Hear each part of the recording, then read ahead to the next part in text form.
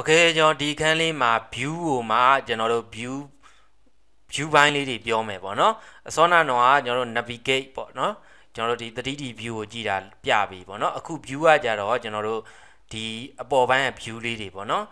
view board shading လေးပေါ့နော် view board shading လေးကိုရှင်းမယ်ပေါ့ကျွန်တော်တို့ဒီ 3D မှာကကျွန်တော်တို့ keyboard shortcut တွေများတယ်ဗျာနော်များတဲ့အတွက်ကျွန်တော်တို့ဒီ 3D ရဲ့ keyboard shortcut ကလေးကိုကျွန်တော်ဒီပေါ့နော်ထည့်ပေးလိုက်တယ်ပေါ့နော်ဒီပထမအခန်းမှာဒီမှာ keyboard shortcut လေးတွေများတယ်ပေါ့နော်များတာတွေကိုကိုတိုင်းလိုက်မှတ်မနေနဲ့ဒီကနေပြီးအလွတ်ကျက်စရာမလိုဘူးပေါ့နော်အလွတ်ကျက်စရာမလိုဘူးကျွန်တော်တို့လုံရင်မတက်တဖြည်းဖြည်းချင်းသိသွားတာကပို့အဆင်ပြေတယ်ပေါ့နော်ကျွန်တော်လည်းမကြက်ဘူးဒီကောင်နေနားမလဲဘူးအများကြီးပဲ edit မုံမှာပဲရ chain မုံမှာပဲရလုံရင်မတက်ကြတော့ဒီလောက်ပဲရှိရဒါလေးတွေလုံရင်မတက်ကျွမ်းသွားတာပေါ့နော်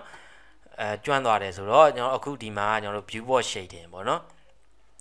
view board shading မှာကျွန်တော်တို့ဒီကောင်လေးကို wireframe view ပေါ့ပထမဦးဆုံးဒါလေးကို solid view လို့ခေါ်တယ် solid view ဆိုတာကကျွန်တော်ဒီ object တွေကိုကျွန်တော် object အတိုင်းပြတာပေါ့နော် solid view ဆိုတာက object တွေကို object အတိုင်းပြတယ် wireframe view ကကြတော့ကျွန်တော်တို့ object တွေကို wireframe နဲ့ပြတယ်သူ့ရဲ့အကောင့်တွေဘယ်လောက်ရှိလဲပေါ့နော်အကောင့်တွေများသွားပြီလားနည်းနည်းနဲ့စောက်တာအလုံးဆိုအလုံးအတိုင်းကျွန်တော်တို့ဘယ်လိုစောက်တီစောက်ထားတယ်ပေါ့နော်ကျွန်တော်တို့အရာတွေနဲ့ပြတယ်ပေါ့နော်ဒါက wireframe view ဒီမှာက view board shading မှာ material view လို့ခေါ်တယ်ဒီကောင်လေးကို material view ဆိုတာကကျွန်တော်တို့လှုပ်ထားတဲ့ 3D တွေကိုကျွန်တော်တို့ကအယောင်တင်ပါလေအယောင်တင်ပါဆိုတော့အယောင်တွေပြဖို့လိုတယ်ပေါ့နော်ဥပမာအားဖြင့်ကျွန်တော်ဒီအခန်းလိုက်လေ့ကျင့်စရာမလိုဘူးเนาะနားလည်အောင်ပဲပြောတာဥပမာအားဖြင့်ကျွန်တော်တို့ material ထည့်မယ်ပေါ့အယောင်လေးထည့်မယ်ဆိုကျွန်တော်ဒီကောင်လေးကိုအနီရောင်ထားတယ်ဒီအနီရောင်လေးကိုထားတယ်ဒီကောင်လေးကိုစိမ်းအောင်ထားမယ်ဟောဒီကောင်လေးကို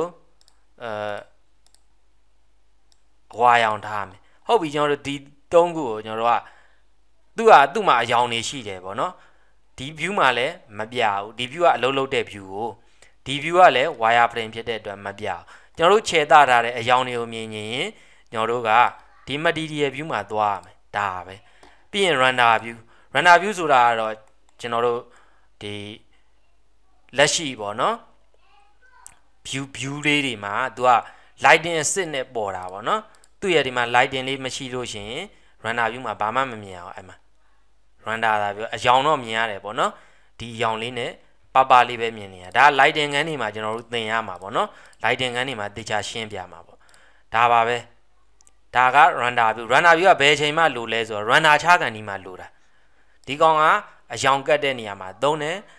ဒီကောင်ကအလုံးလုံးတဲ့အချိန်မှာသုံးတယ်ဒီကောင်က wireframe select တွေပါတယ်မှတ်တဲ့အချိန်မှာသုံးတယ်ပေါ့နော်ဒါလေးတွေကအလုံးလုံးရင်ရှင်းသွားမှာဒါဆိုရင်ကျွန်တော်တို့ view board ကိုဒီ view board လေး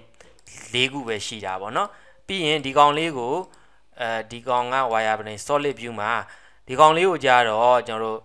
ဘာ view တော့ကျွန်တော်တို့ H-ray view လို့ခေါ်တယ်ပေါ့နော် H-ray ဖွင့်တာပေါ့နော် H-ray ဖွင့်တာဒီကောင်လေးကိုဘယ်ချိန်မှာကြည့်ရလဲဆိုတာလဲတဖြည်းဖြည်းချင်းနားလဲသွားမယ်ပေါ့နော်အဲ့တော့ကျွန်တော်တို့က view လေးတွေလုပ်တဲ့နေရာမှာပေါ့နော် H-ray view လဲသုံးတယ်ပေါ့နော် H-ray view ကဆက်လက်မှတ်တဲ့နေရာမှာသုံးတဲ့အတွက် H-ray view လေးကိုမှတ်ခဲ့မယ် shift z ဆိုရင်H-ray view ကကျွန်တော်တို့ order z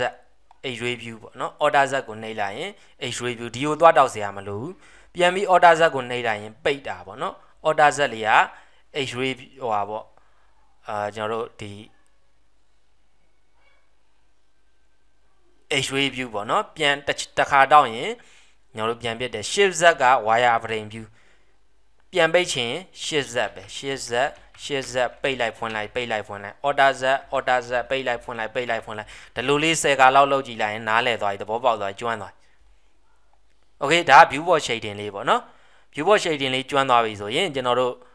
နောက်ထပ်လည်းဒီ workspace မှာနားလည်ဖို့ပြောပါလိုက်လို့စရာမလိုဘူးဒါလေးတွေကနားထောင်နေုံပဲသဘောပေါက်မှာတကယ်လိုက်လို့ရမယ့်အခန်းက object mode မှာသင်ခန်းစာမှာပေါ့နော် chapter 2မှာကျွန်တော်တို့လိုက်လို့ရမယ်ပေါ့ okay ပါ